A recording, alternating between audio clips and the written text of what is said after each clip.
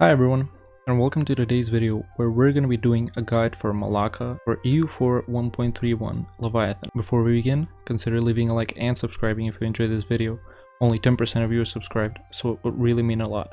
I also want to thank Paradox Interactive for giving me early access to Leviathan so that I can make content for you guys. Let's get started.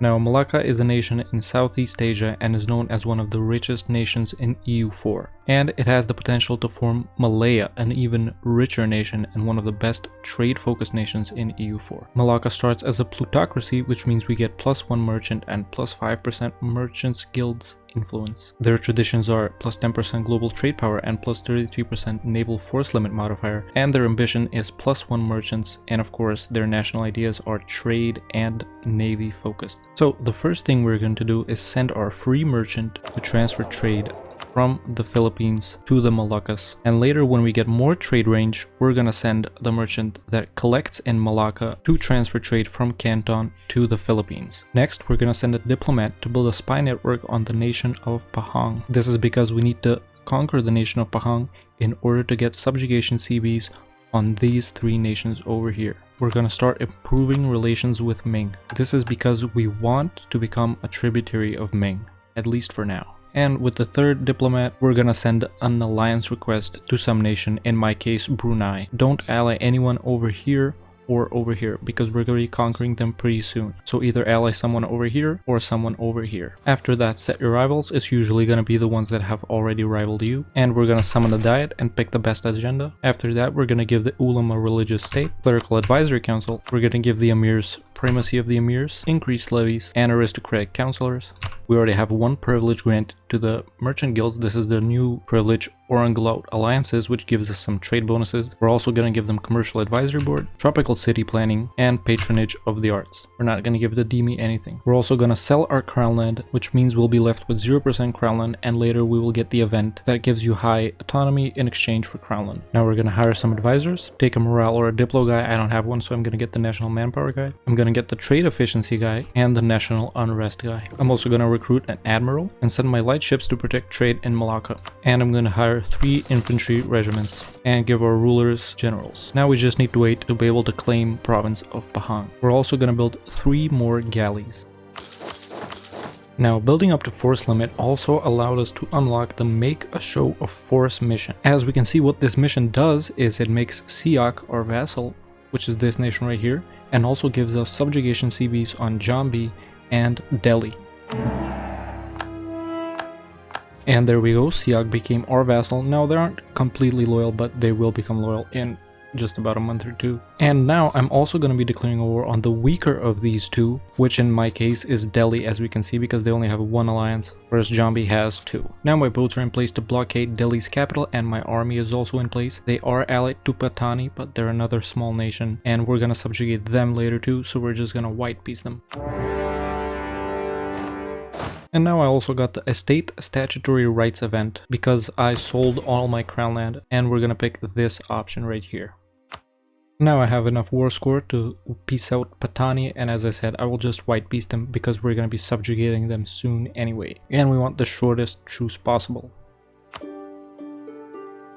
So now I've full occupied Delhi, and we're gonna make them our vassal and get all their money. We're not gonna pillage their capital or something like that because that's gonna make them mad, and we want them to be loyal as soon as possible. So now, of course, by the time you subjugate either Delhi or Jambi, your spy network on Pahang should also have completed, and mine has, and I've made a claim on their capital province. In my case, they're allied to Asa and Brunei, which would be a problem, but thankfully none of them will join, so we are going to declare a conquest war against Pahang.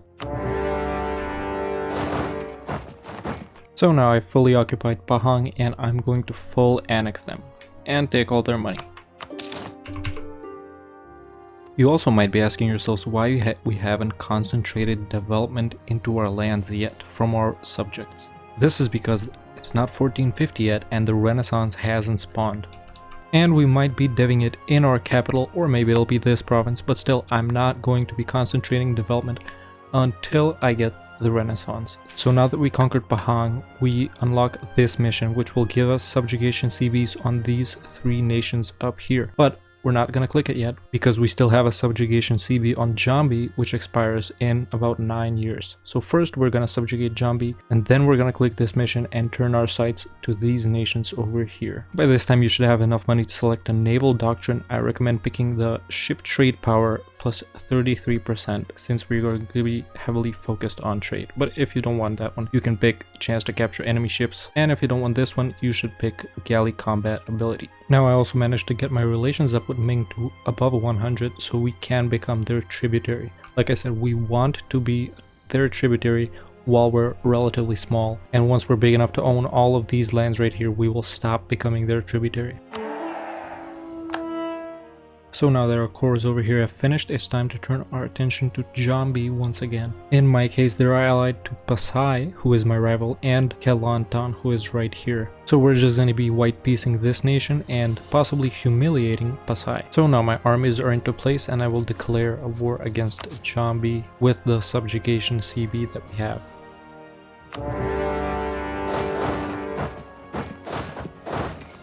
And like I said, I'll just be white piecing this nation over here since we do have a CB for them for later. So now I've almost fully occupied Pasai, who are my rival, and I will in fact be pillaging their capital as well as humiliating them and taking as much ducats as I can. I'm pillaging their capital because I realize that I will be deving up the Renaissance in this province instead of the capital where it's much more expensive.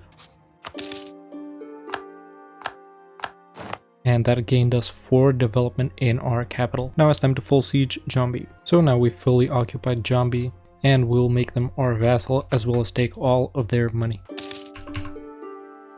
This does make your subjects disloyal, but you will get them under control soon enough. And of course it unlocks the mission Sumatran Subjugation, where it will give us a subjugation CB on Pagaruyang, Palembang, and Boros. Of course we're not going to be taking this mission yet. First we need to deal with this mission and these 3 nations up here. I don't have a truce with Kedah, my truce with Patani runs out soon enough, and my truce with Kelantan runs out in about 3 or 4 years, so I am going to take this mission now. So now some time has passed and it's time to declare on one of these 3 nations since we took the mission, which gave us subjugation CBs on them. In my case, I'm gonna declare on Patani since they seem to be the weakest one, and later when I fight Kedah, I want to fight Kelantan also since they're allied. This also gives me another opportunity to bully Pasai.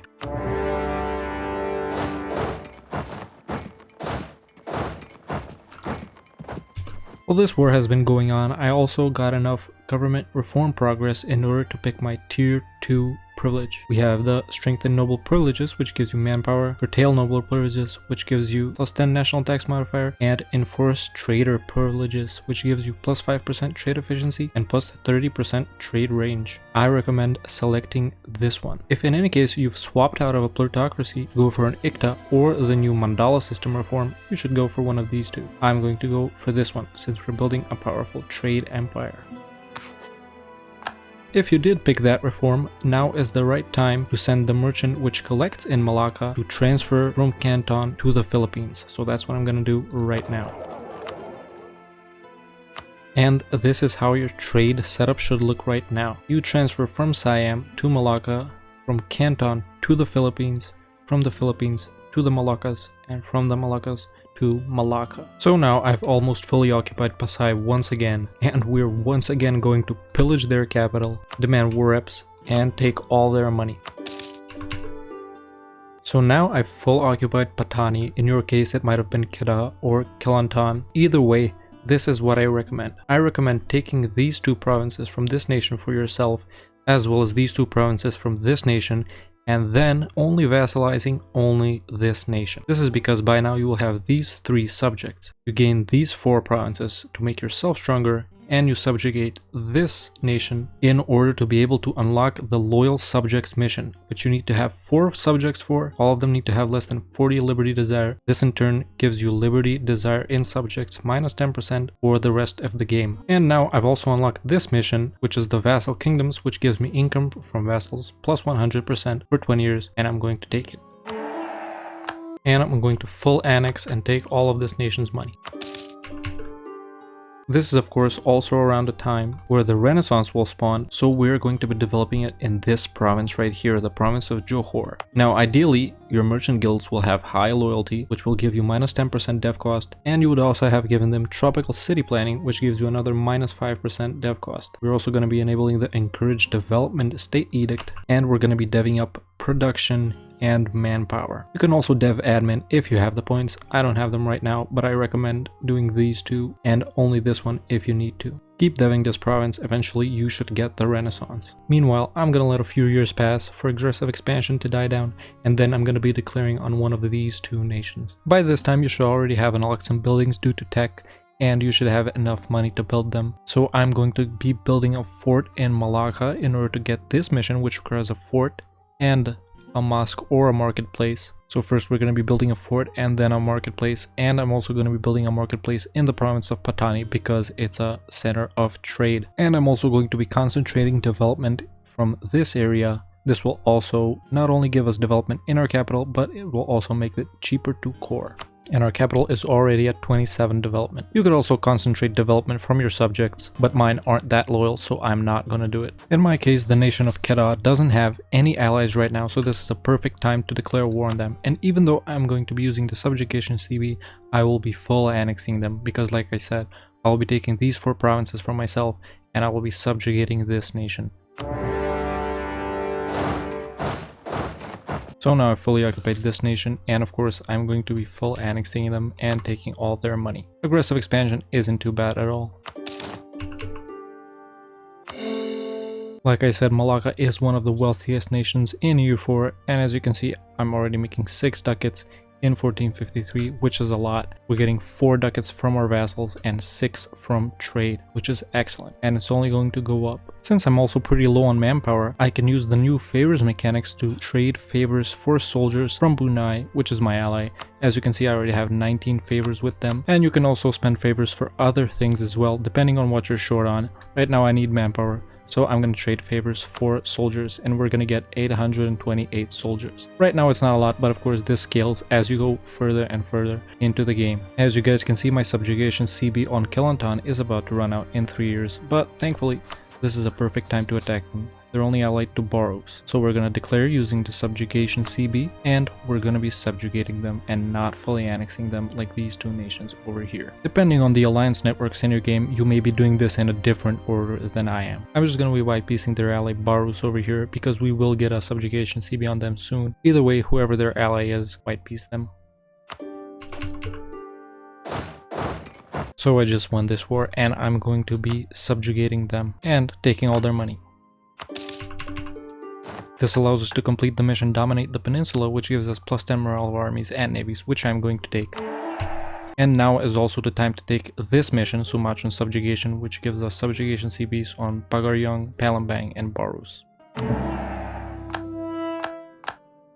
This is also around the time where you should start annexing your first vassal, which of course would be Sayak. We want to always be integrating a vassal because we are going to be very heavily focusing on subjects with all of these subjugation CBs that we are getting right now, and even more that we'll get later. And I'm once again going to be trading favors for soldiers from Brunei. Of course, if you have many more allies than I did, I only have Brunei, you can do this with all of them. The bigger the nation is, the more you will get from them. And now that I have 4 subjects and all of them have below 40% liberty desire, I can take the mission Loyal Subjects, which gives me minus 10% liberty desire, which gives me minus 10% liberty desire in subjects for the rest of the game. And a conquest CB on Majapahit.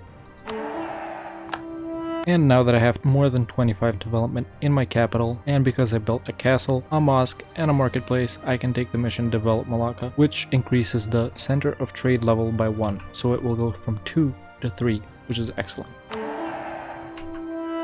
And now I'm just gonna wait for Brunei to end this war they called me into, and I'm going to be declaring on one of these nations over here.